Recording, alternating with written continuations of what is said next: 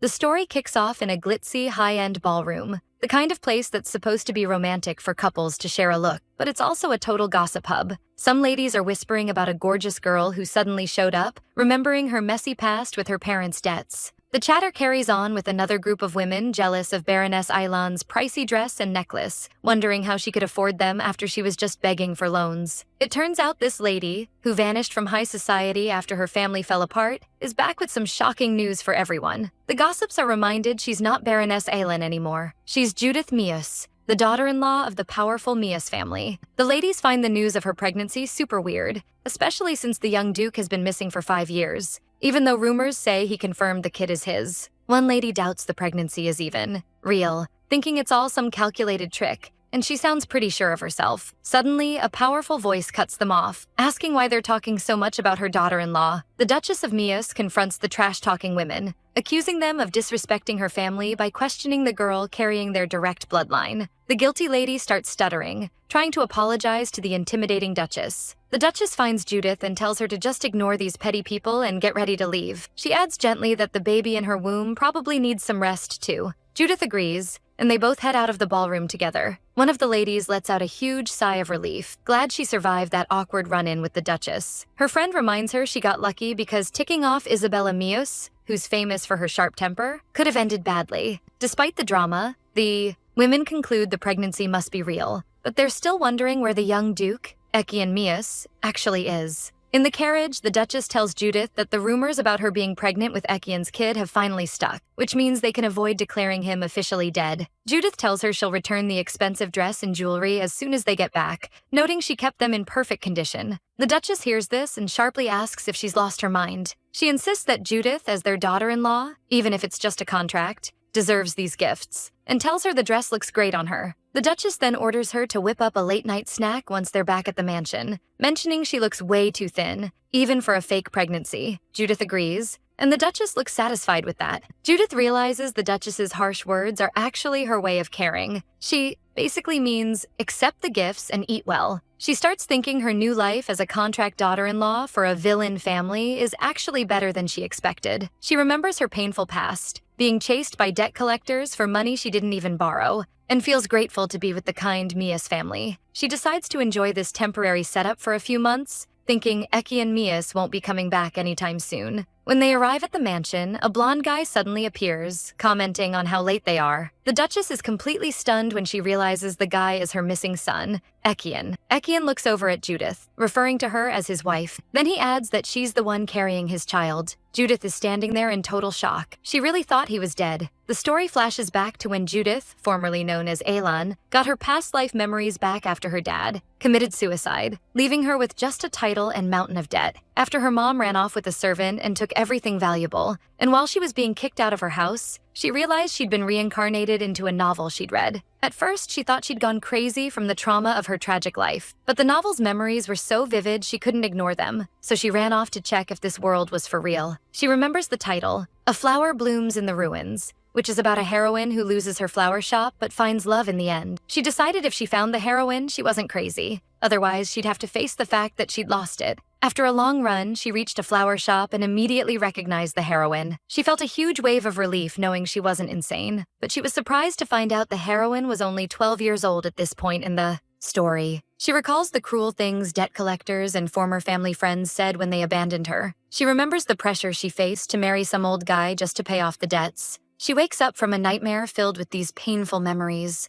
Looking at her reality, she finds it even harder than she imagined. Worse than the nightmare itself. She wishes all of this was just a dream, but she decides not to give up. Instead, she comes up with a plan to use her knowledge of the novel. Realizing she can use what she knows to her advantage, she decides to review everything she remembers from the start. She maps out the timeline. The heroine is 12 now. The prologue starts when she's 15 with a street fire, and the main story kicks off in her adulthood. She notices that even though she remembers the novel perfectly, there's nothing about the main characters she can use right now. She figures she has to use info about the villains or side characters, and then an idea clicks. She remembers the Mius family, the villain's family in the book. She recalls the villain, Karl Mius, who torments the heroine but has a tragic backstory. Karl's older brother and family heir, Ekian Mius, vanished when Karl was little, and he's set to be declared dead after 5 years of being missing. To stop that, The Mia's family hires a maid as a proxy daughter-in-law and spreads a fake rumor that she's pregnant with Ekian's baby, but Ekian never returned, which led to Carl's mental breakdown. The reason for Carl's spiral was the hidden abuse he suffered at the hands of that contract daughter-in-law. Judith decides she's the one who will take the job as the proxy daughter-in-law. She sees it as the perfect plan to stop the child abuse and make the money she desperately needs. To pull it off, she first has to survive for 3 years and sell her knowledge of the future to the Grey Information Guild. She arrives at the Grey Information Guild headquarters and gets welcomed in. She tells the receptionist she's there to sell information. She asks to speak directly with the guildmaster, but she's told that's against the rules. She pretends to be disappointed, wondering if she's being rejected just because she's young. She cleverly points out that it's unfair since she heard the guildmaster is also a minor. Her plan works, and someone new enters the room asking who was looking for him. A masked man appears, commenting on having an interesting guest. The masked man, who turns out to be the guildmaster, leads her inside, curious about the info she brought. Judith remembers the Grey Information Guild is a fast-growing organization that was destined to burn down at the start of the novel. Despite its fate, the guild was known for high-quality info, and she spent 3 years selling them tips. 3 years later, the guildmaster congratulates her on becoming an adult and gives her a bouquet of flowers. She thinks about how she's become a VIP client, even getting gifts from the boss himself. She asks how he knew her birthday since she never told him. He claims knowing stuff like that is just part of his job as a guild head, then asks how she knew his age. He says he's super curious how she knows so much. She dodges the question, claiming she learned these things while traveling to pay off her debts. He praises her, saying the high accuracy of her info is always impressive. Judith thinks to herself that her info is spot on because it's from the novel, and her main goal was to get close to the guildmaster. She explains she insisted on dealing with him directly because the quality of info changes depending on who's buying. She announces she has something to sell today and something to buy. The master notes it's her first time buying info, so she suggests using the price of her expensive info as payment. The master agrees, hyped for the valuable info she's selling, and asks what she wants to buy. She tells him she needs info on Ekian Mias. She thinks about Ekian Mias, the genius heir who vanished suddenly and whose fate was never revealed in the novel. All she knows is that it's been nearly 5 years since he went missing, and his family is looking for a fake daughter-in-law, the role she plans to take. The master confirms she's asking about the young duke missing for nearly 5 years, so she emphasizes the importance of that specific timing. He asks why she's suddenly interested in the young duke. She nervously replies she's just a little interested. He clarifies his question, asking what kind of interest it is. She boldly declares her interest is romantic. The guildmaster is confused by her answer, so she playfully asks if he thought she only cared about money. Judith justifies her interest by saying the young duke is famous for being handsome and perfect, so why be surprised? The guildmaster points out the duke never met a girl named Judith, so she explains she watched him from afar because of her social status. She praises his knowledge of those details, then asks where he gets all his info about the duke. She keeps asking questions about why he ran away, where he is now, and what he's doing. She hopefully asks if he knows the last place he was seen. The guildmaster apologizes, admitting he knows almost nothing about him. She's surprised he knew they never met, so he explains his info was from before the disappearance and there's zero info on him now in any guild. He adds that even the duke's family has no news, guessing that was the young duke's own wish when he left. He mentions the duchy is keeping his position open because it's hard to let go, but this wait will eventually end with a death declaration. He wraps up saying there's no info he can provide and apologizes again. She feels disappointed, realizing he's not hiding info on purpose and that being a VIP didn't give her any real leads. She wonders where Ekian could be, figuring if he were alive, he couldn't have vanished so perfectly without a trace. She remembers he didn't even show up by the end of the novel, so she starts doubting if he's actually dead. She decides to stop thinking about the depressing stuff, convincing herself he's a capable guy and probably fine somewhere. She hopes no crazy variables happen after she's announced as the fake bride, like him suddenly showing up. The guildmaster changes the subject, asking how her romantic feelings for the young duke developed. He's puzzled by how deep her feelings are despite no connection, so she simply says he's handsome. He asks if that's the only reason, and she confirms she's a very visual person, and he looked great even from a distance. She claims she just wanted to look into it after becoming an adult,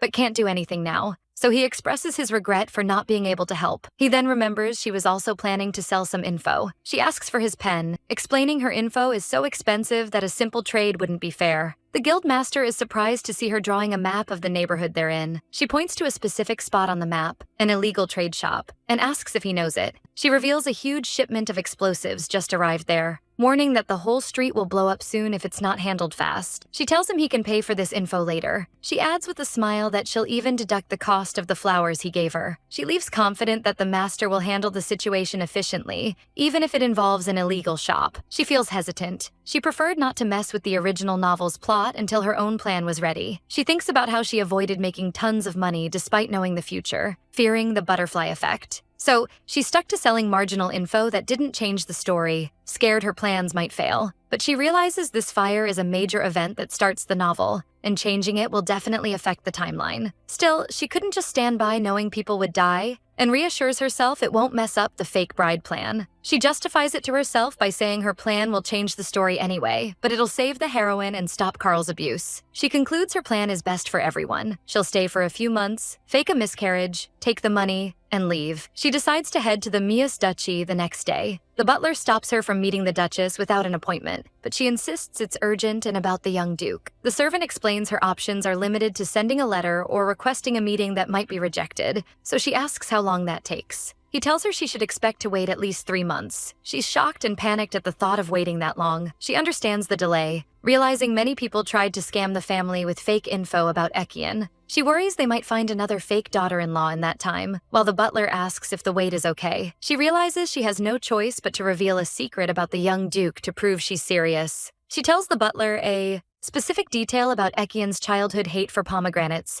and how that changed after he was 10. The butler is stunned, while she thinks about the need to prove she's the real deal. The scene shifts to the Duchess, who is briefed by the butler on what Judith said about Ekian's childhood habits. The Duchess tells Judith she granted this meeting out of desperation, assuming she knows about the hundreds of fakes before her. She warns her that she must be aware of the severe consequences those liars faced. Judith calmly replies she knows, but she didn't come to give info on his location. She surprises the Duchess by saying she's there to offer a deal. She admits it's hard to earn trust, but points out how easy it is to verify the pomegranate story. The Duchess hints she needs stronger proof. She points her to a hidden letter behind a brick in the young Duke's bedroom that he wrote as a kid. She suggests discussing the main topic after verifying the letter exists. The Duchess immediately calls a maid and orders her to go to Ekian's room and bring whatever she finds behind the brick. Judith remembers the letter is just normal and warm, and notices the Duchess's hands are already shaking before even seeing it. She reflects on how the Duchess, known for being strict and cold, shows this weakness when it comes to her child.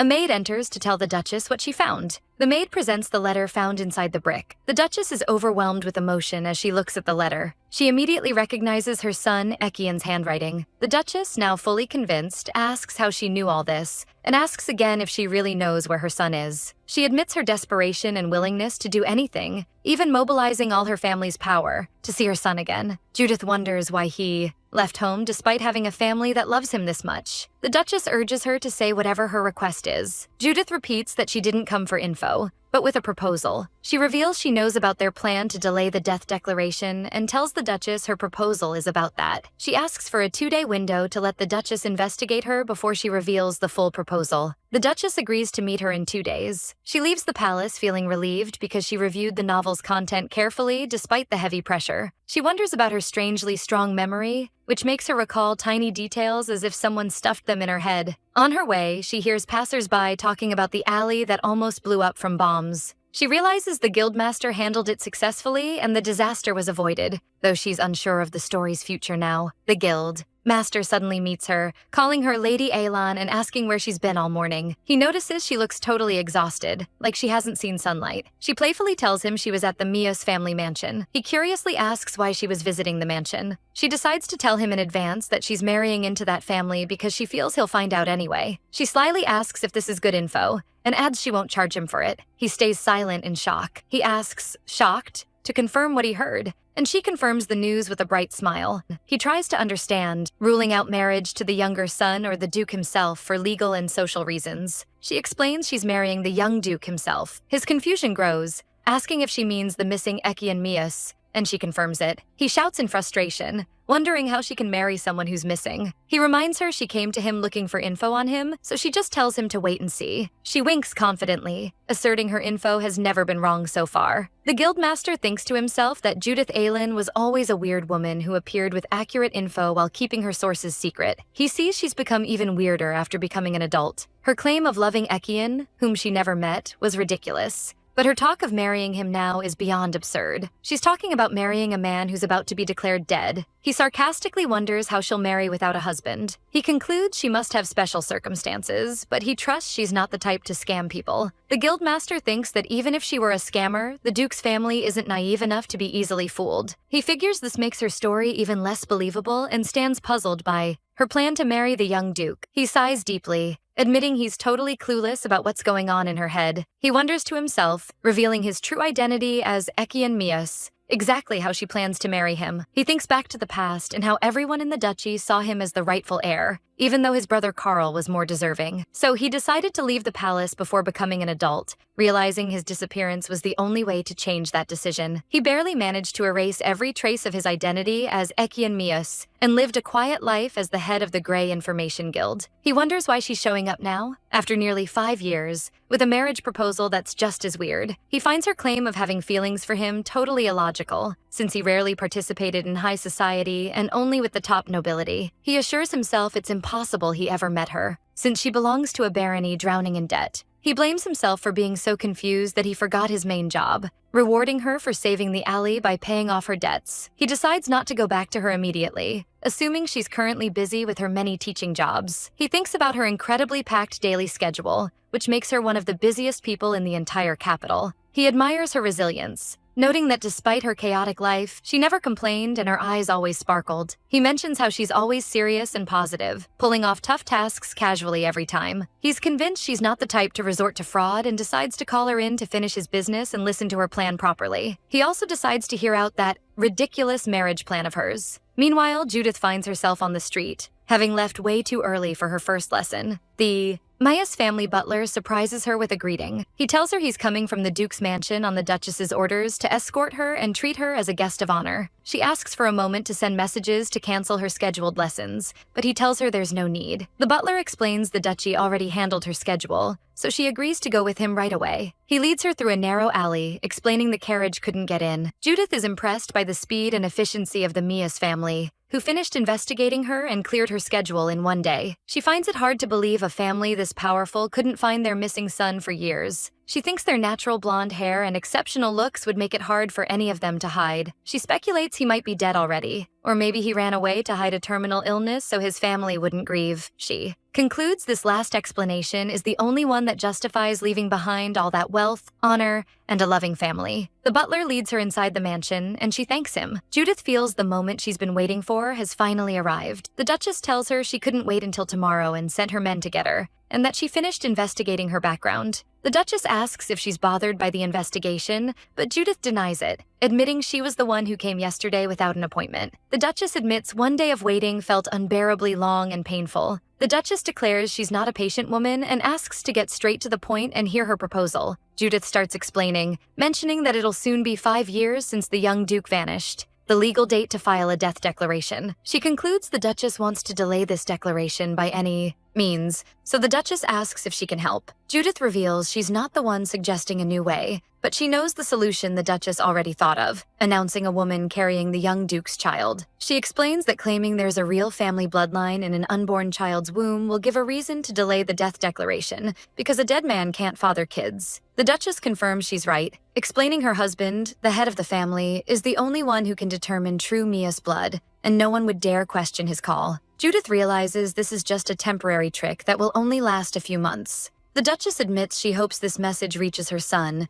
so he knows his place is still reserved in the Mias family. Judith bluntly cuts off her hopes, asserting the young Duke won't return, regardless of the methods they use. Then she makes her offer. If they intend to go ahead with this plan, she wants to be the contract daughter-in-law. The Duchess looks completely shocked by this offer. Judith explains her proposal is to play the role of carrying the young Duke's child, then announce a miscarriage after a few months. The Duchess rejects the offer, saying she can't ask her for something like that. The Duchess explains this arrangement would leave a stain on her reputation and record, as everyone would believe the pregnancy and miscarriage were real. Judith reminds her the investigation definitely revealed the massive debts her father left that she can't pay off. She asserts she has no one to protect her, and no way to settle her debts, so her dignity and honor as a noble are luxuries she doesn't have. She tells the Duchess her fears are meaningless to her. Surviving is more important than chasing illusions. The Duchess marvels at her resilience and steadiness despite everything she's been through. In her office, the Duchess listens to the butler's report, which confirms there are no gaps in Judith's movements over the past few years. The butler adds the only unusual thing is her visiting an information guild, where she seems to sell unimportant gossip she picks up from teaching sessions. The Duchess wonders if she got her info about Ekian from that guild, meaning a low-level info broker knew about the hidden letter. She finds this totally illogical,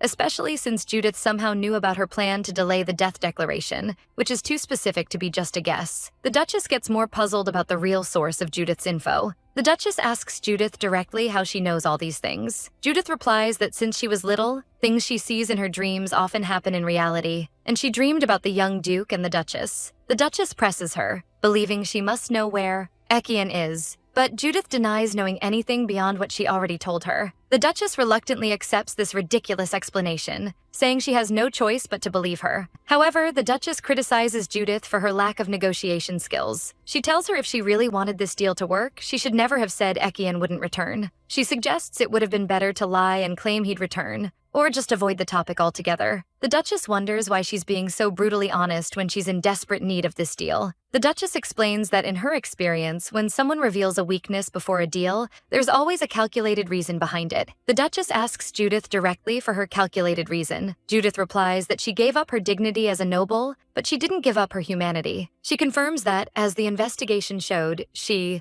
desperately needs the money, but she refuses to get money by deceiving a family and giving them false hope. She repeats that this plan will tarnish the duchy's honor, won't bring the young Duke back, and will cost them unnecessary money. She concludes by saying if the Duchess still wants to move forward, she asks to be accepted as the contract daughter-in-law, promising to play her part perfectly. The Duchess decides to herself that since she was going to move forward with the plan anyway, it might not be bad to trust this girl with the role. The Duchess agrees to the deal and suggests preparing the marriage registration immediately due to time constraints. She tells her the Duke will return tomorrow to discuss the matter one last time before submitting it. The Duchess sets a condition that this is just a business transaction, and Judith has no right to interfere in the family's internal affairs. She adds another condition. She must divorce Ekian if he returns, because she wants him to marry someone who truly loves him. Judith smiles and confirms she knows her place well and will leave quietly when the time comes. The Duchess offers to cover Judith's debts as a down payment and pay the same amount again when the contract ends successfully.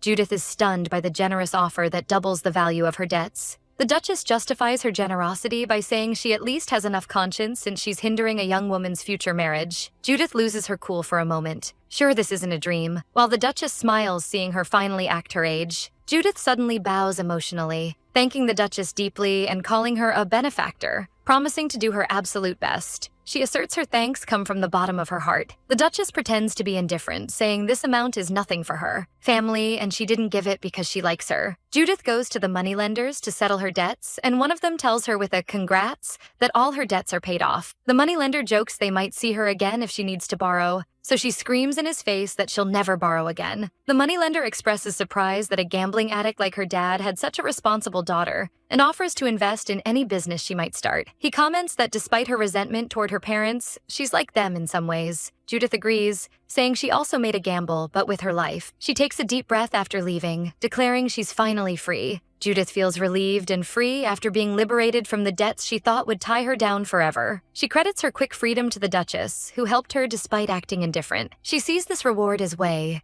bigger than the task required of her and decides to put in more effort and think of anything she can do for the Duke's family. She decides the first thing she must do is handle that matter, realizing she lacks the necessary info and has to visit the Information Guild. She remembers the guildmaster asked her to come today and thinks the timing is perfect to ask for help. The guildmaster asks why she went to the Duke's mansion at dawn and stayed until now, so she tells him she was preparing for her marriage registration. She shocks him with the news, explaining she wanted to tell him personally before rumors spread about her marriage and pregnancy with the young Duke's child. The guildmaster seems in a state of total shock and confusion, unable to process what he heard. Judith finds his reaction weird, thinking the news is shocking, but not that much, especially since she gave him hints before. She takes advantage of his confusion and teases him, wondering if he has a crush on her. She keeps poking at him, accusing him of hiding his feelings and using his position to watch her, which he strongly denies. She asks why he's so surprised then, and he replies anyone would be shocked by her marrying Ekian Mius, so she agrees. He points out the pregnancy claim is a ridiculous lie, so she challenges him, asking how he could know that unless he's the young Duke himself. He gets flustered and justifies knowing because she only became an adult a week ago, so how could she be pregnant? She simply agrees. She thanks him for his sharp observation, asserting she lived a straight life unlike some reckless young people. He asks if she's finally admitting it's all a lie, so she asks him to keep it a secret. He expresses relief that she wasn't fooled by an imposter, and she mocks the idea of anyone daring to impersonate the young Duke. She asks why. He requested the meeting, and he tells her it's to thank her, expressing his deep gratitude for saving his life and everyone in the alley. She thanks him in turn for trusting her and taking responsibility for the investigation and the annoying aftermath. He insists on paying back the price of his life, so she thinks about taking advantage of the chance and asking for info instead of money. He announces he'll pay off all her debts as a reward. He tells her not to feel embarrassed. The amount isn't enough compared to the value of his life. She tells him she already paid off her debts. She explains she paid them with the money she got from the Duke's family. The guildmaster connects the dots, realizing the money was in exchange for her faking the pregnancy with Ekian's child to delay the death declaration. He thinks this lie won't last long, and once it's exposed, Judith will face a tough fate. She reassures him. She thought of everything before making her decision, but admits she might have hesitated if she knew how rich he was. She asks him to keep it a secret. He agrees and tells her he's ready to fulfill any other request. She immediately jumps on the chance and asks for a favor. She asks him for info on the Mios family home. He claims he doesn't know much and his guild doesn't have informants planted there. He jokingly suggests she investigate herself since she's going to be the young Duke's wife, but she rejects the idea, fearing she'll raise suspicions. He offers to pay the contract breach penalty from his own pocket, but she refuses, saying they won't allow it after knowing their secret plans. He asks if there's another reason she's entering the mansion besides money. She answers in a serious tone that there's something she can't ignore. She reveals her concern that the second young Duke will be in danger if things stay the way they are. She explains her main goal in becoming the fake daughter-in-law is to protect Carl, the villainous second son in the novel. She remembers Carl went through a chaotic time after Ekian vanished and his parents died, which allowed someone to exploit and abuse him. She reveals the person responsible for the abuse is Sarah, the maid who played the role of the fake daughter-in-law in the original novel. She concludes Sarah must be abusing Carl already, exploiting his lack of maturity and the Duke and Duchess's ignorance. She realizes her position is tough. She's a suspicious outsider while Sarah is an old maid, and any move she makes will reach Sarah's ears. She tells the guildmaster she tried to track Sarah's moves but failed, and asks him to tell her everything he knows. He offers to help immediately, asserting this isn't info for sale but personal help. She reminds him he claimed he didn't know anything, so he suddenly backtracks and asserts he knows the mansion well. She's surprised by his confession, so he repeats he knows Mia's mansion very well. She pretends to be shocked and starts crying, accusing him of lying to her despite her trust. He tries to justify himself, saying sensitive matters can't always be revealed, so she reminds him she told him her secret. He apologizes, explaining he can't reveal everything even to his clients. She fires back that this includes even the client who saved his life, and reminds him of his lie about having no informants. He assures her that wasn't a lie. He really doesn't have informants there. He admits he rarely loses his cool, but her presence makes him feel like a different person. She demands he stop dodging and provide some useful info. He gives in and tells her he knows a secret passage. He reveals he previously got the secret route, maps for the Duke's mansion, and asks if that would help. She asks excitedly if the passage leads to young Lord Carl's room. He says it leads to most places. She realizes this is more useful than she expected, as she'll be able to find evidence against Sarah more easily. She asks for a map and how long it'll take to copy, but he refuses to give her the map. He justifies the refusal, saying the passages are way too complex and she might get lost or caught. He offers to help her and go with her personally. She asks about the plan, so he suggests starting with surveillance. He tells her they have to go now, so she wonders why the rush. He reminds her she said the child is in danger, so she agrees it's urgent. He decides not to waste any more time and they head out. She's surprised by his haste and wonders if he likes kids more than she thought. She finds herself inside a dilapidated shack, containing a secret passage entrance, and expresses her surprise. She asks how he got info like this. He says he just got it somehow. She smiles, saying asking an info guildmaster about his sources is weird. He asks her to keep this a secret from the Duke and Duchess. She expresses concern about the weak security since outsiders can easily come and go. He assures her he's the only one who knows about this passage, so she assumes someone told him. He tells her they're dead, which shocks her. He tells her the real passage starts here. She realizes now why he said a map wouldn't be useful.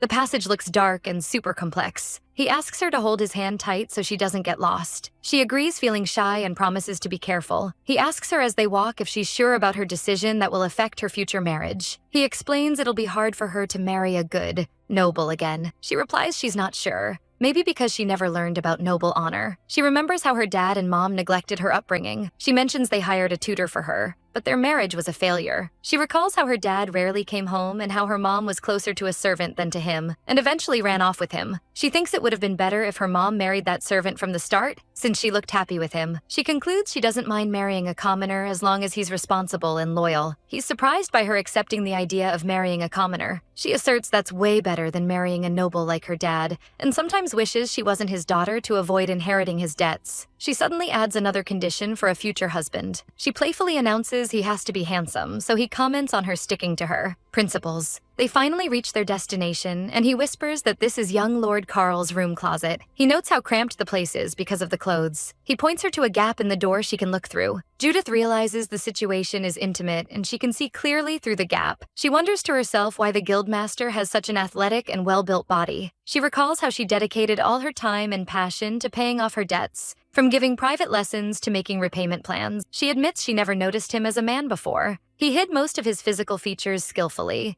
and even his voice was changed by a magic tool. She adds to that she was just a little girl when they first met. She never imagined her heart would race just from their bodies touching. She keeps wondering why his body is so solid, admitting she didn't expect him to be this big. She wonders if she's imagining hearing his breath through the mask. He whispers, asking if she can see well. She flusteredly says yes and suggests he go rest because nothing has happened yet. She asks him to go back and rest and leave her to watch alone, noting they don't need to watch together. He claims he's fine and wants to watch the young lord, but she realizes he wants to leave because he's uncomfortable, so he admits it. He tells her he's just as uncomfortable as she is, so she finds it weird since she's way smaller than him. She claims she has enough space, so he asks her to stop fidgeting because he's uncomfortable too. She realizes she's practically in his arms and any extra movement will make things more awkward. She nervously asks him to move away a bit. He reminds her he told her before she wasn't the right person to work with him. He admits he loses his cool and feels like he's becoming childish when he's with her, so she asks if he realized that. He hints that she also acts childish, so she replies she's still fresh to being an adult. She suggests they focus on their original mission of watching Lord Carl, and he agrees. She takes a look through the gap and admires how cute Carl is. She finds it hard to believe this cute kid will grow up to be obsessed with the heroine and torment her. The maid Sarah enters the room, so Judith knows she'll finally witness her true nature. Judith describes her as the culprit who turned Carl into a villain, Sarah Orton. She recalls how Sarah was smart and beautiful since she was young and saw herself as different from other maids. She believed her place was beside Ekian and watched him for a long time. Even though Ekian gave her gifts sometimes, she knew it wasn't out of romantic interest, so she didn't cross her boundaries. She knew by instinct she'd be kicked out if she tried to get closer. After Carl was born, Ekian cared for his little brother a lot. Seeing that, Sarah also started taking care of Carl with great attention. Sarah thought if Carl got attached to her, she'd become closer to Ekian. Carl, described as a genius, followed Sarah well because she could answer his tough questions unlike other maids, increasing the time they spent together. But the problem started after Ekian vanished. Sarah thought she'd become his wife over time. Everything collapsed for her when Ekian disappeared. Sarah was left with nothing but her friendship with Carl, which she only built to become a duchess. Her anger turned toward the Mias family, and she decided to destroy them completely using the bond she built with Carl. She decided to destroy them in a very cruel way. The master reassures Judith that the maid looks kind, noting her good reputation and closeness to the Mias brothers. Judith realizes the guildmaster knows nothing about Sarah's true nature. She confirms he knows nothing at all, so he looks at her in surprise. Sarah appears and starts manipulating Carl psychologically, warning him his mom will be upset if she knows he's reading peacefully. She hints people might think he's happy his brother vanished so he could become the heir. Carl screams, denying it and confirming his wish for his brother's return. Sarah pretends to believe him, but plants doubt in his mind about what his mother might think. She continues her manipulation, suggesting Ekian might never return if he thinks Carl is fine without him. Carl screams again, explaining he reads books because his brother asked him to and promised to praise him when he returns. She coldly tells him that was an old story and the situation is different now. She suggests he use a different way to bring his brother back and starts asking about his weight and eating habits. Carl justifies that he eats because his mom gets sad if he leaves food. Sarah tells him Ekian will be disappointed if he sees him growing healthy without him. Carl worries about upsetting his mom, so Sarah asks him to come to the back garden after his meal. She promises she'll help him vomit his food so he becomes thin, and the news reaches his brother that he's waiting for him to return. Carl is delighted, happy with Sarah's smartness and her ability to solve his problems without upsetting his mom. Carl fully trusts Sarah, believing she's the only one who tells him such things. Judith feels disgusted and angry at Sarah's cruelty and thinks she at least got some info. The guildmaster tells her he can't watch this anymore. He asks if she can go back alone, announcing he needs to do something about that woman immediately. She tries to calm him down, asserting they can't change anything if they get caught and that Carl is on the maid's side. He insists he'll handle it somehow, so she tells him that's why she's here. Sarah suddenly hears a sound and asks Carl if he let someone in. Sarah heads toward the closet to check the source of the sound. Sarah opens the closet and checks it but finds nothing. Carl asks her what's wrong. She answers it's nothing. She decides to inform the head maid, believing there must be a gap somewhere. The guildmaster breathes a sigh of relief, realizing they weren't caught fortunately. He suggests staying like this for another moment just in case. Judith feels relieved they survived thanks to him, but feels shy about their extreme closeness. The guildmaster apologizes for his outburst, admitting he never imagined a maid like Sarah could be this cruel. Judith concludes she must have been acting so brilliantly all along that no one noticed. He asks about her next plan, believing she stopped him because she has a backup plan and didn't come all this way to leave Carl alone. She comments that he's talking a lot for the first time and concludes he must really love kids. He asks her to stop laughing. He tells her breath tickles his neck whenever she laughs, so she gets annoyed by his comment and asserts she brushes her teeth well. He seriously tells her he's sure of one thing: she's not pregnant, and she knows nothing about men. She asks him in shock how he knew. He ignores her question and asks for her next step. She tells him she achieved her goal for today because they aren't the ones who will save Carl. He asks who will save him then, so she replies she's not sure, but something is said. She explains with a smile that when a child is in danger, his parents should save him. The next morning, a letter arrives from the Duchess of Mios. The Duchess invites her for tea and lunch with her and the Duke, who'll arrive in the afternoon, to introduce her to Carl. Judith asks the servant to wait a bit so she can write her reply. The guildmaster surprises her by asking if it's a lunch invitation, so she wonders how he knew. He tells her it was easy to guess since the Duke is returning today. He asks if she's leaving. She tells him she'll write the reply first. He suggests she go now since lunchtime is close, so she playfully asks if he's so free he's spending the morning in her room. He tells her he's busy but was curious about her plan, so she tells him to sit while she handles it. He reveals to her he also has a little brother around Carl's age, and maybe that's why he feels this isn't someone else's problem. She's surprised he has a brother, so he asks why. She reacted that way. She justifies her surprise by saying she thought he was a man with no heart, friends or family, so he asks her to just insult him instead. She suddenly asks him if there's a secret passage in the back garden too. The guildmaster tells her there are no secret passages outside, but they can sneak around the area if they're stealthy enough. He thinks back to last night, trying to figure out a way to infiltrate the place and take out that maid. He decides to go solo because it'd be too risky for both of them to try and sneak inside together. The guildmaster asks her not to judge him too harshly for what he's about to say. He explains that if they don't stop the maid, the young master might die, and her evil deeds make her a criminal who deserves the death penalty. Judith snaps and slams the table, arguing against his disregard for human life and insisting that killing isn't the solution. Judith points out that Carl needs to realize Sarah's lies for himself, wondering what would happen if she died before he understood the truth. The guildmaster realizes she's right. If the maid dies now, Carl will remember her as a good person for the rest of his life. Judith adds that a person's words carry way more weight in people's minds after they pass away. He admits she's right, and apologizes for showing such a pathetic side of himself because he got too emotional. She gives him a kind smile and reassures him that the situation definitely called for some real anger. He remembers how close they got in the secret passage and how that made him see her human side, connecting with her deeply after years of distance. She asks if he's okay, and he decides to follow her plan and instructions no matter what she intends to do. He warns Judith that she needs to understand the true meaning behind his upcoming words and actions. He admits he usually doesn't trust anyone and works alone, but this time he'll watch her move and put his trust in her. She teases him, asking what he would have done if he didn't agree. Would he have stormed the place to stop her by force? He tells her with total seriousness that he trusts her completely, both logically and emotionally. With a smile, she reminds him they've been working together for 3 years, yet he's only choosing to say he trusts her now. She promises not to let him down and assures him everything will be wrapped up successfully by that afternoon. The scene shifts to the afternoon, where Judith arrives at the garden and apologizes to the Duchess for being late due to a prior lunch appointment. The Duchess secretly hopes Judith didn't turn down the lunch invite just to avoid her. The Duchess thinks about how thin Judith is and how much she wants to feed her. Well, to make up for her past suffering. The Duchess realizes her fondness for Judith grows every time she sees her, considering her smart and worthy of being her son's wife. The Duchess believes Judith could masterfully run the family affairs with a bit of guidance, but knows that's only possible if Equian returns. Carl notices his mom daydreaming and asks if something's wrong, which she immediately denies. The Duchess claims she was just worried about him not eating well,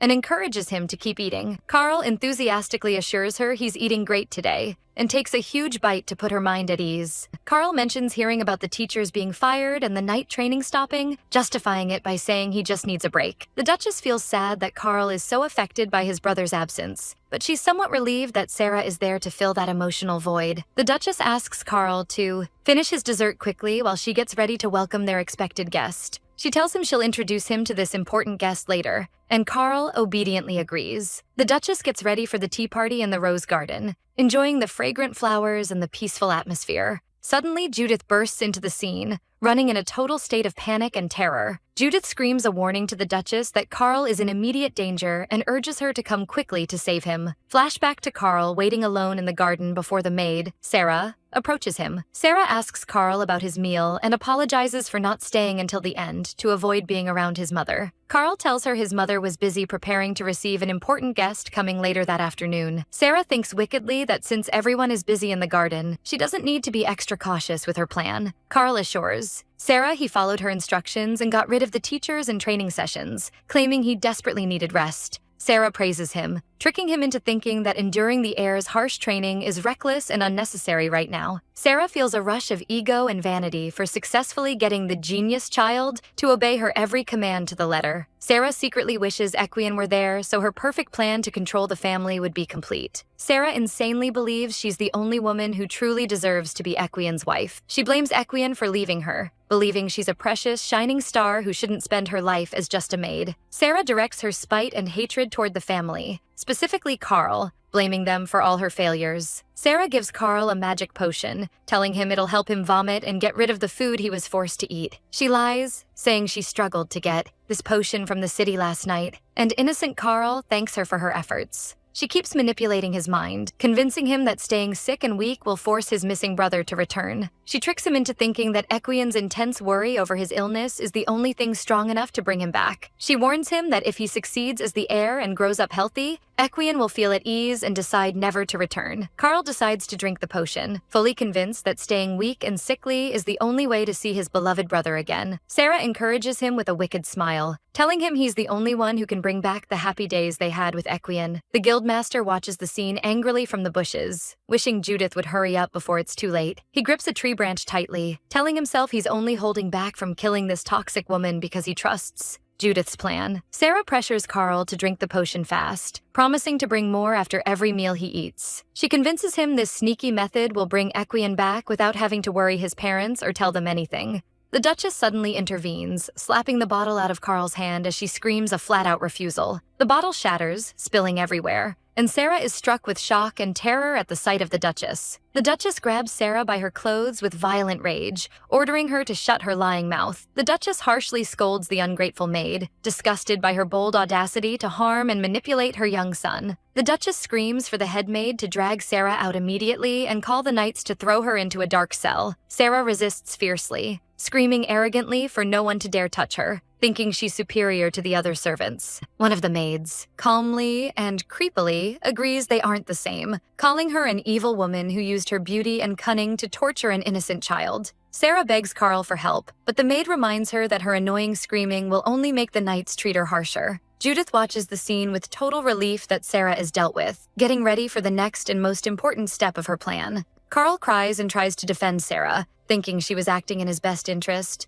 The Duchess is horrified by how brainwashed her genius son is. The The Duchess realizes Sarah is the reason for Carl's decline, and the boy admits she convinced him this suffering was the only way to bring his brother back. The Duchess asks him with heartbreak if he really thinks his loving brother would be happy to see him in such a miserable, sickly state. Carl feels a sense of dread, realizing he's never seen his mother this angry or emotional before. Carl breaks down in bitter tears, wondering why they don't understand his simple wish for his brother's return, and if what he did was truly wrong. Judith wisely steps in to stop the Duchess from scolding Carl, gently placing her hand between them and asking to leave it at that. Judith stands as a shield between them and places the real blame on Sarah, reminding the Duchess that Carl is still just a child who's easy to manipulate. The Duchess objects, pointing out that Carl isn't a normal kid but a genius with the intellect of an adult and a photographic memory since infancy. The Duchess fumes with regret over her brilliant son being so easily fooled by Sarah's ridiculous and destructive lies. Judith smiles and reminds the Duchess that sharp intellect can never replace life experience, as he is still a little boy. She explains that his ability to read difficult books and solve complex problems doesn't mean he has real-world wisdom. She firmly emphasizes the fact that Carl, despite his genius, is just an innocent 8-year-old child who needs protection. She explains that the role of adults is to guide children and teach them right from wrong, then officially introduces herself to Carl as a baroness. Carl introduces himself politely despite his tears, and Judith is struck by his kindness and innocence, which contrasts with his future as a villain. Judith corrects Carl's warped views, firmly telling him that everything Sarah said was a flat-out lie. She explains that someone who truly loves you never wants to see you in pain, and Equian's heart would break to see him torturing himself. The Duchess listens in moved silence as Judith adds that Equian left his parents in Carl's care to protect them. Judith gently reproaches him for behavior that caused his parents so much grief and despair. A sobbing Carl tries to justify himself through thick tears. He gets defensive, questioning how much she really knows about his brother's feelings to talk with such confidence. He justifies his blind trust in Sarah by saying she was very close to them and knew everything about his brother since they were kids. The Duchess screams at Carl to stop mentioning Sarah's name, wondering if Equian would have really left without a word if he actually cared for her. Carl angrily asks how Baroness Ailan is any different and why he should trust her. The Duchess explains to Carl that he should trust Judith because she is carrying his brother's child. Both Carl and the Guildmaster are stunned by the Duchess's sudden and blunt announcement. The Duchess confirms to Carl that the Baroness was his brother's lover, and she is now carrying his nephew or niece. Carl asks Judith to stand up because he read in a book that bowing is bad for pregnant women. Carl asks Judith if she knows where his brother is now, since they were lovers. Judith hesitatingly replies that Equian has left once again. Judith notices Carl looks heartbroken, thinking he finally found a way to reach his brother. Carl's expression suddenly shifts to a determined look, making Judith wonder if he's lost his mind. Carl angrily declares he can't support a brother who abandoned his lover and child, calling him absolute trash. The Guildmaster watches from afar while Carl feels deeply sorry and apologizes on behalf of his irresponsible brother. Carl later concludes that Baroness Ailan is a good person while she reads to him in his room. Carl thinks about how comfortable he feels with Judith, unlike Sarah, even though they just met. Carl asks when the Baroness will move in with them, and she explains it'll be after the marriage procedures are done. Carl realizes the reason she was late was because of what Sarah did, which Judith confirms. Carl asks for permission to call her sister-in-law, and Judith happily agrees. Carl tells her to feel comfortable with him too since they're family now, and she promises to try. Carl vows to scold his brother when he returns and apologizes for his behavior, making Judith laugh. Carl deduces that his brother's departure means he was entrusted with taking care of their parents, and now his wife and son too. Carl assures Judith he will protect her and the baby until the end, even if his brother never comes back. Judith looks at the sleeping Carl, finding him incredibly sweet and looking just like a little kid. Judith is startled to find the Guildmaster in her room near the closet, wondering why he's still there. She sarcastically asks if he's so free that he spent his whole day following her around. The Guildmaster justifies his presence by saying he was worried about her and asks her to step into the closet with him. He curiously asks how her plan succeeded, and she realizes that's why he was waiting. She explains that she sent a letter to invite the Duchess for tea in the garden, knowing Sarah would meet Carl there. She explains she timed everything perfectly, and that the Duchess followed her immediately upon hearing her son was in danger. She admits she was surprised by the Duchess's sharp temper, but found it logical and refreshing since it was about her child. She adds that the Duke and Duchess will decide Sarah's punishment, hoping Carl isn't too hurt by it all. She notices him staring at her face, and he suddenly thanks her. He explains he heard every word she said to Carl to calm him down and teach him. He thinks her words were very warm,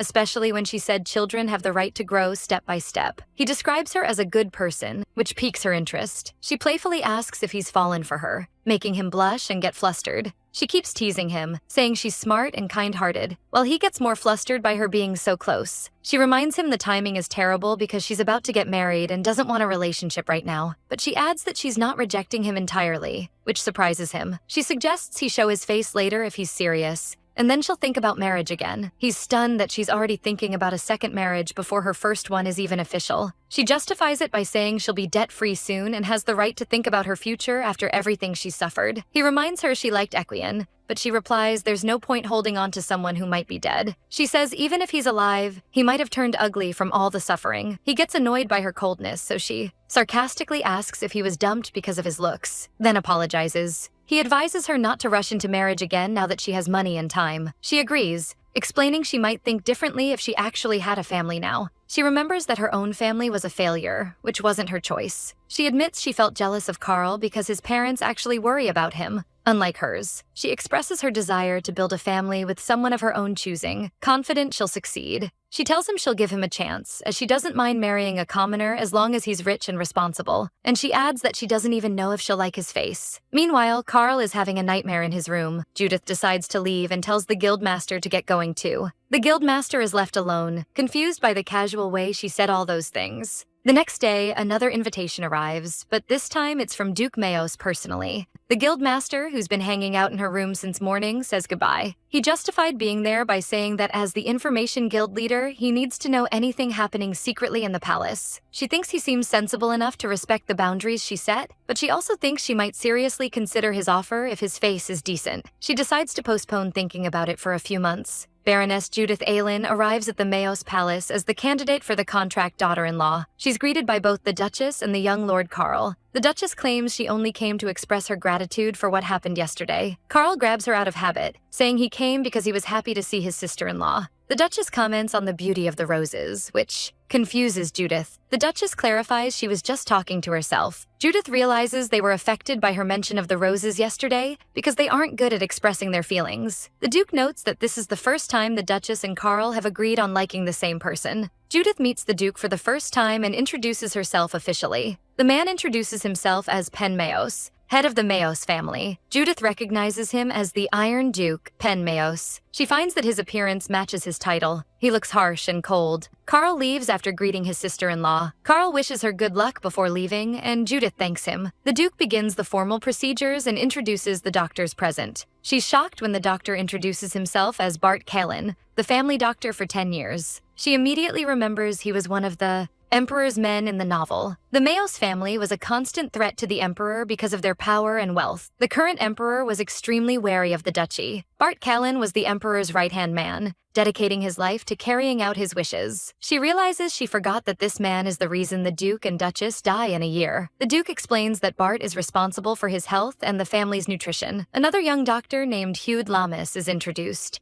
He joined the palace 2 years ago. The Duchess explains he's a talent she discovered herself, and he specifically takes care of her and Carl. Judith feels somewhat relieved because he has no connection to Bart, but she stays on guard. The Duke asks if she knows why the doctors were called, and she says yes. It's revealed that the Mayos bloodline has a unique aura that only the head of the family can recognize, even in the womb. Therefore, a pregnancy certificate from the doctors and the Duke's signature will prove the child's lineage. This way, they can claim Equian is alive for at least a few more months. She deduces that Bart won't contact the Emperor immediately because he plans to kill the couple in a year. The doctors present the forged documents, and the Duke apologizes to them, asking them to understand a father's feelings. The Duke lets the other 2 doctors leave. The Duke tells her she'll be staying at the palace from now on after the marriage registration is complete. She agrees and asks him to call her by her first name. The Duke coldly says they'll be a temporary family, and the Duchess comments on his attitude. The Duchess notices Judith's clothes are old-fashioned. She insists she must look the part of a Mayos daughter-in-law,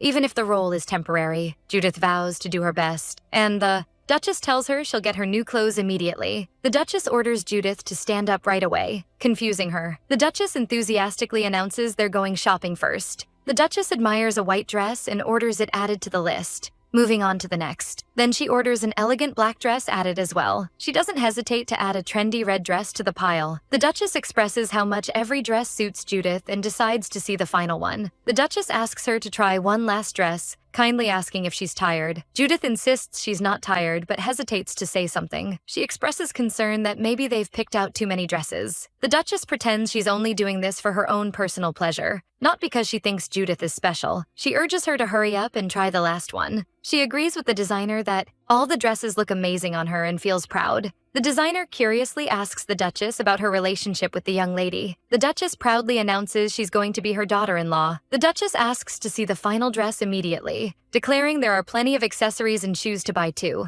The Duchess looks stunned when she sees Judith in the final dress. Judith notices the Duchess's expression doesn't look great and asks if the dress doesn't suit her. The Duchess insists it suits her better than any other dress and orders her to wear it right now. Judith concludes that despite her words, the Duchess really likes her. Judith wonders, surrounded by all the shopping bags, if she'll even be able to wear all these clothes. The shopping continues until sunset when they return to the palace. The Duchess leads Judith to the room she'll be staying in from now on. The Duchess tells her she'll stay in Equian's bedroom because it's only natural for a couple to share a room. Carl suddenly knocks and enters with the young doctor, Hyud. Carl innocently wonders if his brother really likes beautiful women, and Judith thanks him shyly. Hyud assures Carl that his sister-in-law is truly beautiful and stunning. Judith notices that Hyud isn't just good at studying, but has great social skills too. Carl asks her to rest before coming down for dinner, and she agrees. Judith breathes a sigh of relief after they leave, realizing she didn't think through the whole staying in the young Duke's room thing. She notices that the room, though empty for a long time, is still in great condition. She concludes this means the Duke and Duchess are still waiting for his return. A bookshelf suddenly moves, scaring her and making her wonder who's coming. A familiar voice from behind the shelf reassures her, telling her it's just him and she can relax. Judith finds that the guildmaster is the most dangerous-looking person at this moment. Flashback to an old memory where the Duke takes his son Equian to a secret place. The Duke reveals the existence of a secret passage in the palace to his son. He explains that this passage connects the entire palace and can lead anywhere outside. Young Equian expresses his surprise as he never knew this place existed. His father tells him the tunnels are vast and complex and he must follow closely. The Duke suddenly decides not to tell Carl about this passage, which confuses Equian. The Duke explains that this passage is a secret known only to the family head and his heir, and it carries a huge responsibility. He tells him that if the family faces a crisis, the head must stay alive at all costs to preserve the Mayos legacy. Equian finds it hard to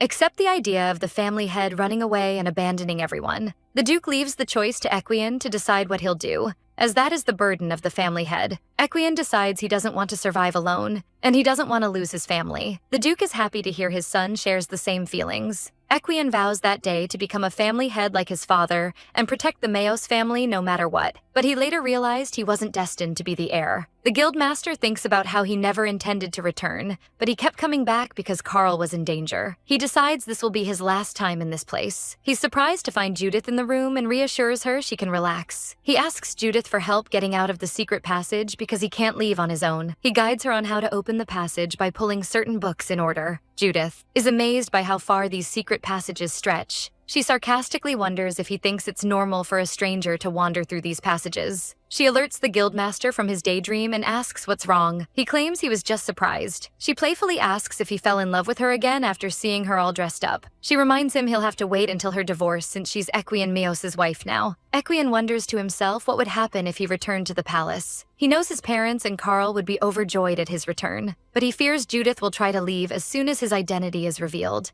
as per her contract. He hopes she'll stay with him as his wife, relying on her old feelings and her wish for a family. He dreams of them becoming a real couple if that happens. He snaps out of his dreams, realizing he's losing his mind. He decides he must stop coming here because it's getting dangerous. Judith asks if he's okay, and he assures her everything is fine. Judith decides to ask him if he knows Bart Kellen. He confirms he knows the duchy's doctor. He tells her he's an exceptional doctor who spent years serving the family and his loyalty is unmatched. Judith finds it weird that he has no assistant, even though he was an assistant before. She reminds him of the debt he owes her and asks if the offer is still on the table. He agrees immediately, but hesitates when he hears it involves the duchy. She assures him it's serious and more than one person is in danger. She tells him 3 people in this palace might be poisoned and she needs his help. The Duchess praises Judith to her husband, describing her as a wonderful girl despite her irresponsible parents. The Duke feels sorry that they hindered the marriage prospects of a nice girl like her. The Duchess suggests they arrange a good marriage for her later. The Duke reminds her the contract is official and the gifts they gave her are enough. The Duchess reminds him she saved Carl's life, and a few trinkets can't repay a debt like that. The Duke reluctantly agrees, but insists that arranging a marriage is a whole different story. He wonders if she's planning to be her surrogate mother and warns that she might exploit the family name. The Duke finally gives in, saying he might not trust her, but he trusts his wife. The Duchess predicts that once he gets used to her, he'll shower her with even more gifts than she did. The Duchess challenges her husband to see how long he'll last before he grows fond of Judith. Judith knocks on the Duke's office door, announcing herself. The Duke allows her in, on the condition that it's official business. He tells the maid she can leave because he hasn't finished his drink yet. Judith asks if this is the tea Dr. Bart prescribed,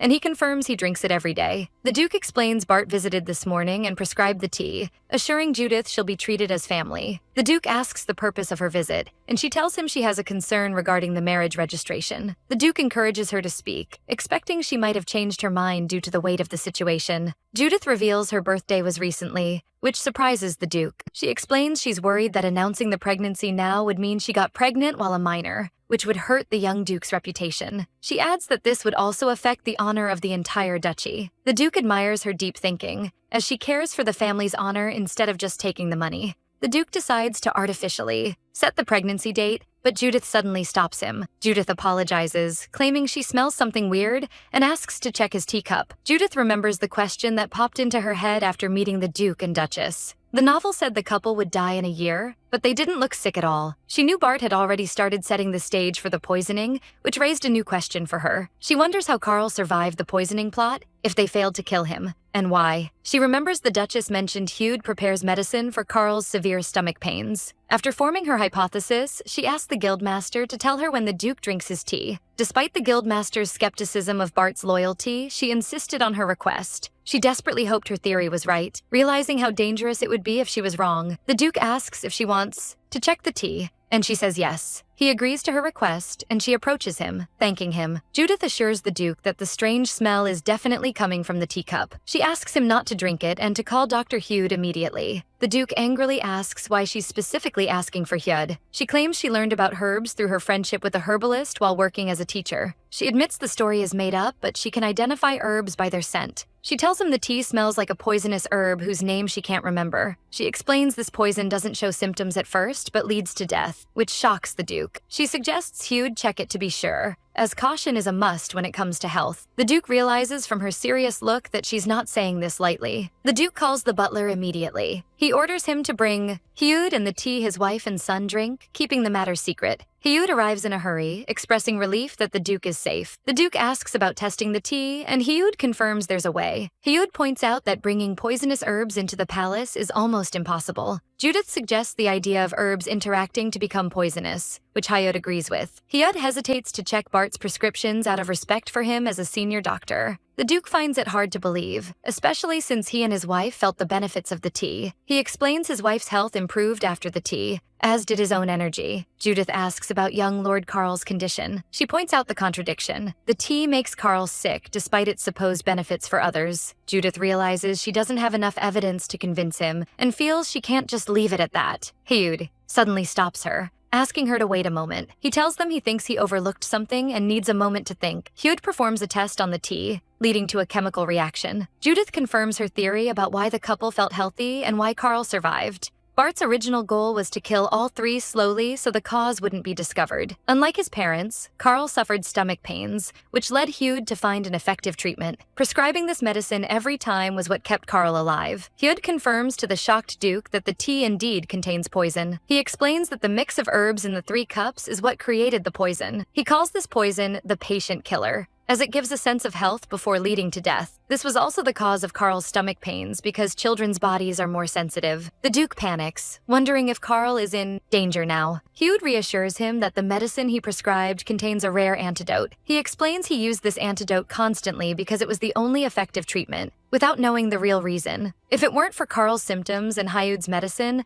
the palace would have been empty in a year. The Duke asks if he and his wife have been poisoned, and Hayud tells him it's not too late. The Duke asks about the possibility of it being just a mistake. Hayud explains that using the same ingredients for everyone and not changing them for Carl is suspicious given Bart's experience. Hyud concludes the chance of error is almost zero, and that it's over 99% intentional. The Duke orders everyone to be silent and leave for a moment. The Duke addresses Baroness Ilan, admitting she saved his family. He expresses his deepest gratitude to her. Later, the Duchess asks if Bart confessed, and the Duke tells her he didn't deny the charges. The Duke considers his silence a confession, and the Duchess wonders about the motive. The Duke decides to investigate Bart's background, suspecting another party is behind him. The Duchess realizes things would have been catastrophic if not for Judith's intervention. The Duke agrees, noting she risked herself even though the contract is temporary. The Duchess describes her as a good girl, and they both admit they owe her once again. The Duke decides to take responsibility for her and arrange a proper marriage for her with a Count's family. The Duchess smiles, realizing her husband has already grown fond of Judith. The Guildmaster asks Judith how she managed to know all that. She makes up a story about seeing Bart near the guild and overhearing a conversation about him being a poison killer. The Guildmaster expresses his shock, as Bart's loyalty to the Duchy seemed so strong. Judith doubts this loyalty story. She thinks it's more likely Bart was never loyal and was acting for a specific goal. She concludes his goal was a perfect assassination, which is why he chose a slow-acting poison. She suggests the Guildmaster leave because he must be tired, but he denies it. She teases him that it's inappropriate for them to be together so late and that he's trying to get close to her. He gets flustered, wondering if a man and woman meeting at night necessarily means other intentions. She mocks his innocence and wonders about his ability to perform his daily job. Their conversation is interrupted by a knock on the door, and she wonders who the visitor is. It turns out to be Hyud, who wants to talk to her. The Guildmaster asks anxiously if she's going to let him in. He warns her she'll be alone with another man, but she doesn't see a problem with it. He insists he came to get close to her, but she scoffs at the idea. She pushes him to leave, accusing him of being the one who can't act normally. He asks about her clothes, and she tells him the Duchess got rid of her old ones. He feels annoyed when he hears Hyud call her Baroness, realizing he's using her official title. Judith tells him to stop clinging and get out, which shocks him. She kicks him out forcefully, comparing him to a jealous husband suspecting his wife of cheating. The Guildmaster gets kicked out in total shock,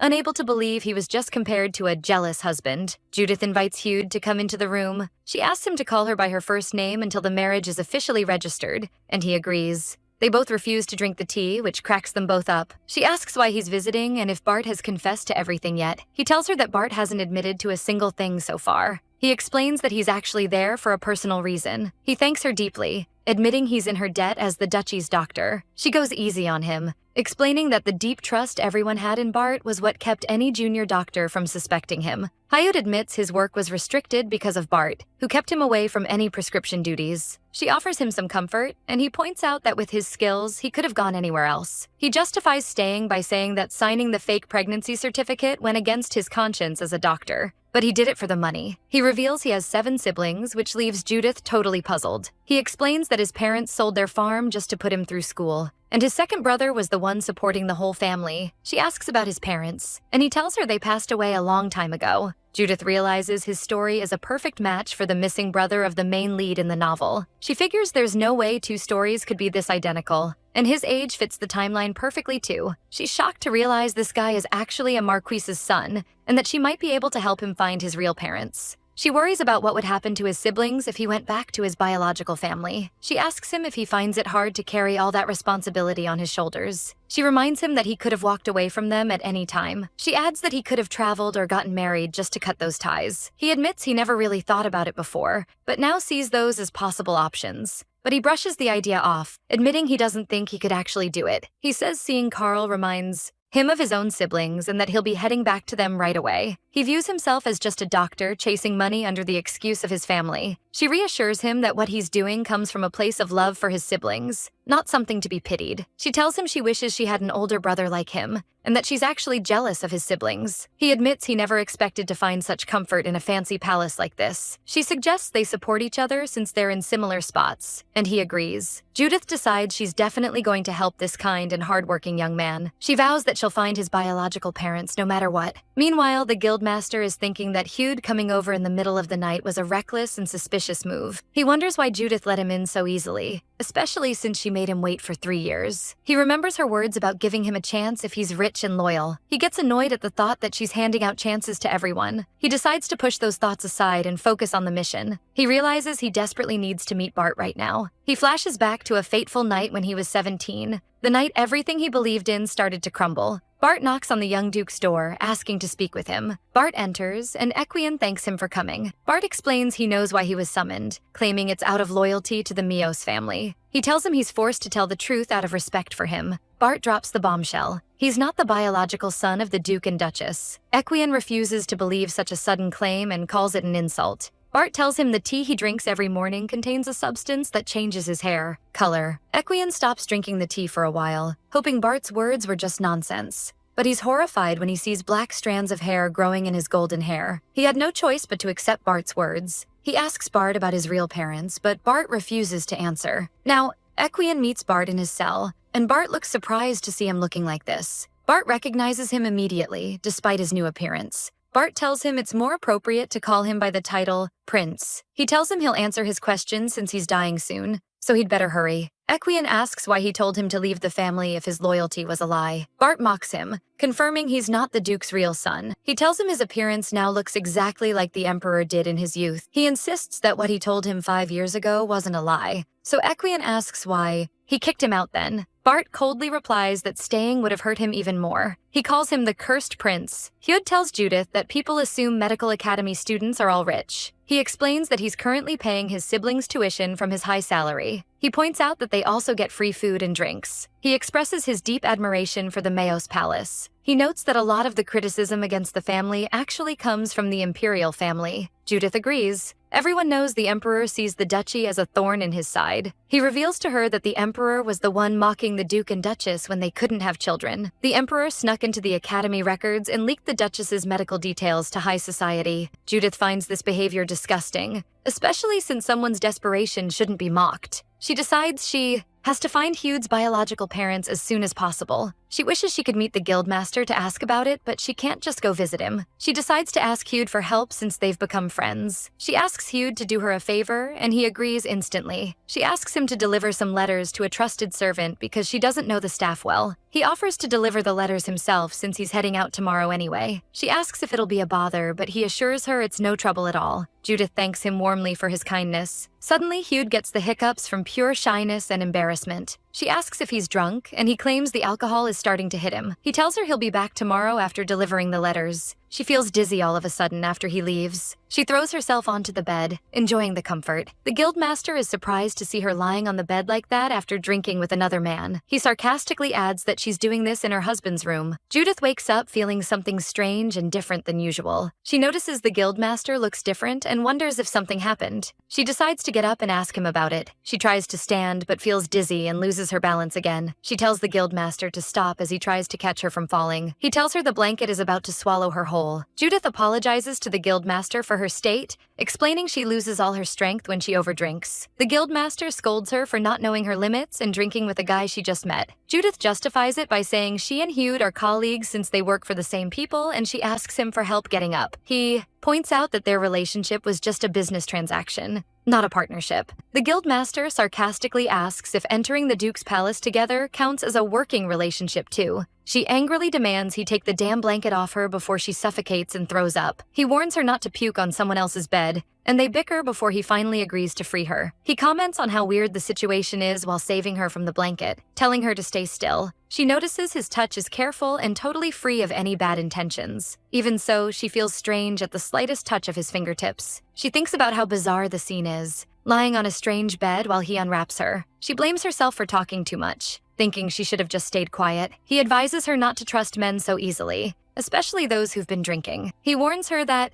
men with bad intentions are great at steering conversations to make a woman feel comfortable. She gets annoyed by his constant lecturing and tells him she's a grown woman. He sighs, pointing out she's barely an adult, and she admits this might be only the second time she's ever drank. He keeps scolding her for being careless, so she stops him because her head is killing her. The guildmaster sighs in defeat. Now that she's free, she asks him if he wants to lie down next to her. He gets flustered and jokingly asks if she's the one with inappropriate intentions toward him. She firmly denies it, and the guildmaster wonders why she'd even ask him to lie down. She asks him if he's not feeling well. She notices his mood has been off for a while and suggests talking about light stuff, but she doesn't have the energy to sit up. She suggests they talk for a bit before he leaves without him having to explain what's bothering him. He lies down beside her on the bed and calls her name. He warns her never to drink again, especially with Dr. Hyud. He explains that her behavior could be misunderstood by men, who will think she's going to ask them to lie down too. She replies with a smile that there's trust between them built over time. She claims her offer was just out of kindness because he looked sad, and he wonders if that even counts as kindness. She suddenly remembers the bed isn't hers and feels bad for the young duke. She says she'll apologize to the young duke if he ever comes to complain. He suddenly laughs and she comments on how beautiful his smile is. She notes that their talk, even if it's meaningless, makes him feel better. He agrees, admitting he thought he'd never smile again, but found himself doing it with her. He tells her that maybe that's why he came to her, without even thinking. He calls her wise for knowing that being with her would make him smile. She thinks to herself that her ability to comfort him wasn't because of wisdom,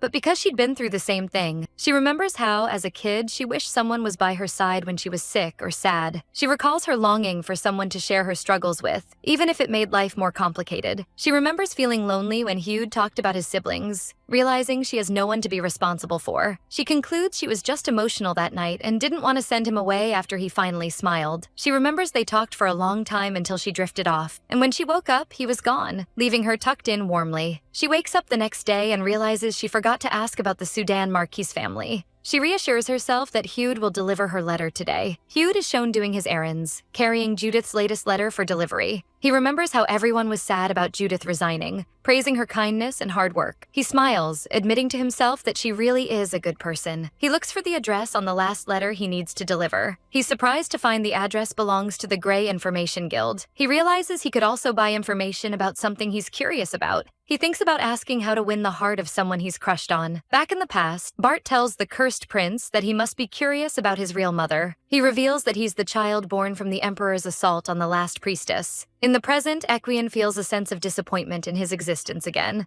as if he's back in that moment. He believes that if he hadn't gone to Judith yesterday, he wouldn't be sitting like this now. He thinks he owes her his life twice over. He finds himself thinking about Judith yet again. Hyud's voice interrupts him, announcing he has something to deliver to the master. The guildmaster recognizes Hyud's voice immediately. Hyud expresses his relief at being allowed to see the master in person. The guildmaster explains he's receiving the letter personally because it's from a special and close client, Judith. Hyud comments that other parents said the same thing, proving Judith was great at her job. The guildmaster notices Hyud's elegant appearance and green eyes. He sees a straight posture and an aura of nobility that surpasses most young nobles. He finds the fact that Hyud is cheerful incredibly annoying. He worries that Judith's type might be someone like Hyud, rather than a mysterious guy like himself. Hyud notices his strange mood, but the master tells him to stay. He tells him he'll read the letter and reply right away, asking him to wait. He reads the letter and realizes she wants info on the location of Marquise and Marchioness Sudan. He wonders why she's suddenly looking for them, even though the info isn't hard to get. Hyud confirms this place is indeed a den for selling information. He asks if he can get some information too. He shyly explains he's interested in a beautiful and kind woman he met recently. He admits his ignorance in matters of love and asks for advice on how to get closer to her. After the master stays silent, Hyud asks worriedly if the guild doesn't handle requests like this. He thinks about the guild's strange and imposing atmosphere. He thinks about the master's terrifying aura despite his good manners. He reflects on the master's mysterious identity, hidden by his mask and distinct voice.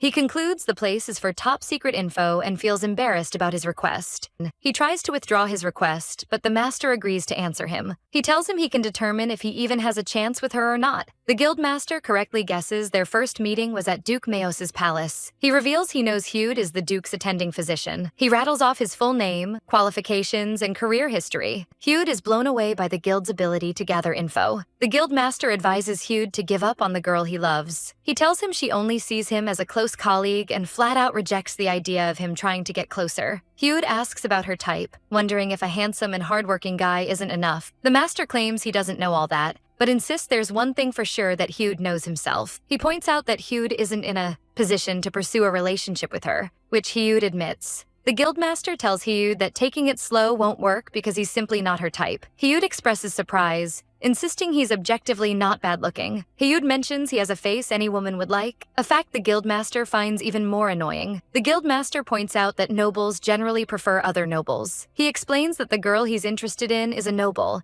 and she won't see him as a man unless he holds at least a count title. Hyud denies it. but the guildmaster insists there isn't a single noblewoman who doesn't think that way. Hyud admits he's right. The guildmaster ends the consultation, declaring he's busy handling Judith's request. He tells him there's no need to pay any fees for the information. He explains he owes at least this much to Judith's colleague, hinting at his special relationship with her. At the palace, Hyud explains to the Duke that the herbal tea will help detoxify his body. The Duke expresses his gratitude to Hyud for being Carl's doctor. Hyud gives the credit to Judith, or the young Duchess. The Duchess agrees they'd be in huge trouble without Judith, praising her bravery. Hyud asks to leave, feeling proud that they're praising Judith. The Duchess thinks to herself that she can't marry her off to just anyone, even if it's a second marriage. She decides she must look for a proper family from the Count class for her. Hyud wonders to himself if he was being too greedy. He realizes Judith deserves a high-class life and that marrying a commoner like him would be a burden because of his siblings. He concludes he was wrong to think there was a special bond, and that she was just being considerate because he's a commoner. He admits everything the Guildmaster said was right in the end. He wonders what if he were a noble himself. He decides to live his life to the fullest within his current circumstances. He resolves to be a good friend to Judith and be a source of strength for her. Hyud enters Carl's room to give him medicine,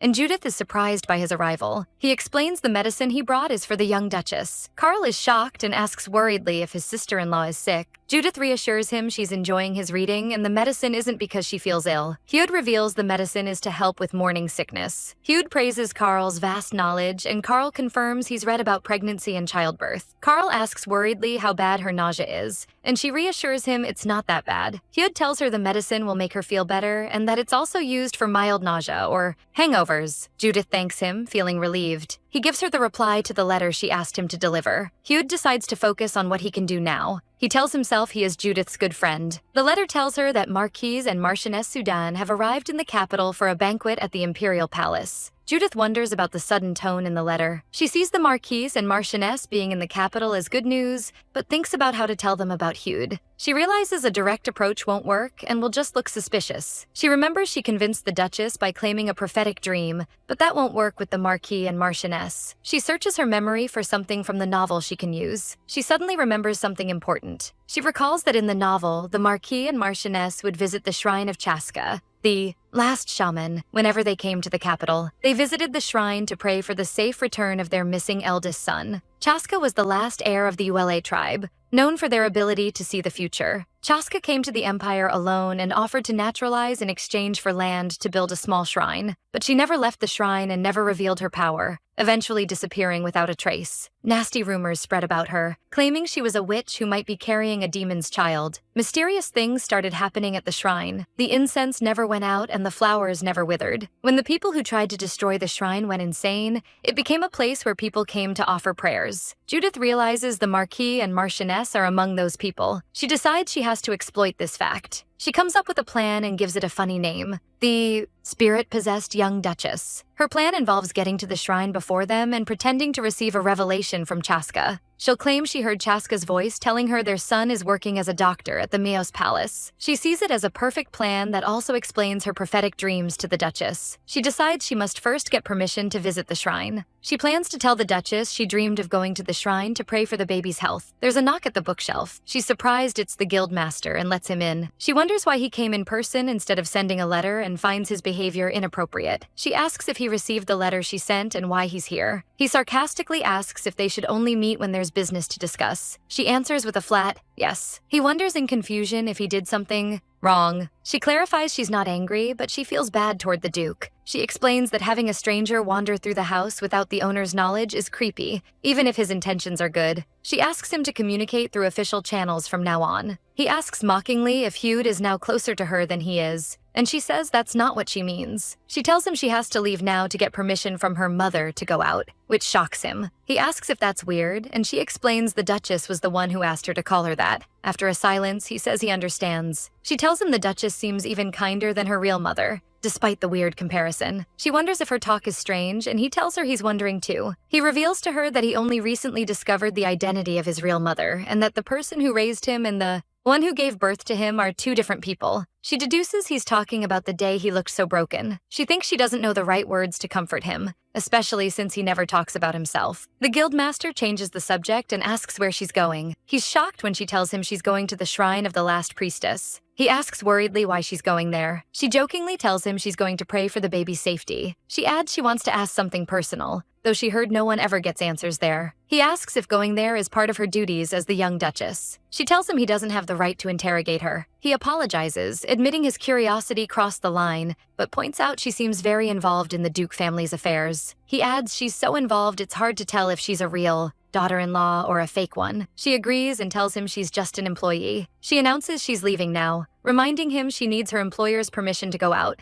After she leaves, she wonders if she was being too emotional. She blames his weird behavior for making the whole conversation feel unnatural. She remembers what the guildmaster said about her not being a real daughter-in-law and gets annoyed by him pointing out the truth. Judith admits to herself he's right and that she'll leave one day, realizing her anger comes from her wish to stay longer. She figures the guildmaster must have been shocked too and decides she should clear things up next time they meet. The guildmaster remembers how he crushed Hude's feelings when he asked for advice about someone he likes by criticizing his social status. He recalls his temporary relief at seeing Hude give up, but anxiety soon took over. He thinks that Hude, unlike him, can stand by her side openly. He compares Hude, a good and honest man, to himself, a mysterious and suspicious guy, and feels like he's acting like an idiot husband meddling where he doesn't belong. He reminds himself that without the identity of Equian Mayos, he can't even stand before her. He regrets the way he spoke to her, admitting he lost control of his emotions when she mentioned going to Chaska's shrine. He decides he must meet her again to settle things. Realizing she must have been confused too, he decides to go to the shrine himself, intending to apologize to her first when he sees her. He admits that thanks to Judith, he'll finally go to that place he was hesitant to visit even after hearing Bart's story. He arrives at the shrine and finds it as strange as the rumors say. The candles don't go out even in the rain. He notices the long line of people, realizing how desperate they are despite the fact that no one has ever received an answer from the shrine before. He sees the Marquis and his wife praying for the return of their son who's been missing for over a decade. He deduces Judith is here for the Marquis and Marchioness and wonders why she's approaching them. He notices her simple clothes, expecting the Duchess advised her to move quietly until the pregnancy is announced. He speculates the pregnancy will likely be announced at the upcoming imperial banquet. He suddenly realizes he looks like a creepy stalker, watching her and making assumptions on his own. He convinces himself he's not bothering her, just waiting silently. He plans to look for a chance to talk to her when she comes out of the shrine. A powerful lightning bolt suddenly hits the shrine, spreading terror through the area. The people outside panic while the Marquis decides to visit the shrine himself after clearing up a misunderstanding. The guildmaster is shocked that the shrine's candles went out for the first time,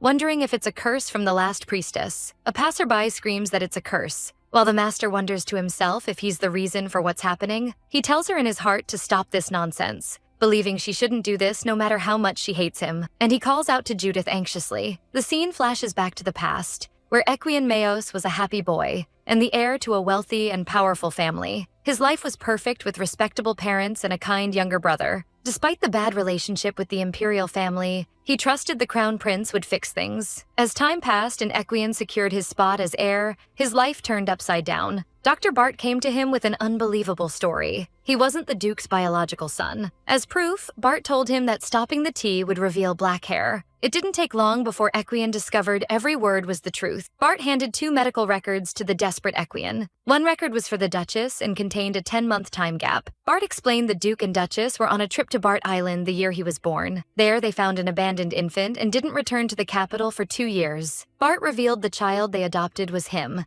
which explained the gap in the Duchess's records. Bart mockingly pointed out that a child barely a year old had grown quickly to look like a 2-year-old. Equian angrily cut him off, declaring he'd ask his parents himself. Bart told him he's no ordinary child, but carries imperial blood. Equian was stunned by this new revelation. Bart explained the royal line shares one single trait blessed by the moon. He shows him the power of instant healing under the moonlight after cutting his own arm. This power is a privilege granted by the moon to the imperial line. Bart claimed he was the only one who knew his true identity and told him out of loyalty. He urged him not to stain the Mayos house with imperial blood. For that reason, Equian left the house feeling pain but no grudge, believing he'd bring shame to the family. But 5 years later, he discovered Bart's betrayal and demanded to know the real reason he was kicked out. In prison, Bart asks Equian if he's curious about his biological mother. He reveals he's the child born when the Emperor assaulted the last priestess. His mother gave birth to him and cast a curse that the Emperor would die at the hands of this child. The Emperor tried to kill him but backed off for fear of the priestess's curse. Instead of killing him, the servant threw him into the sea,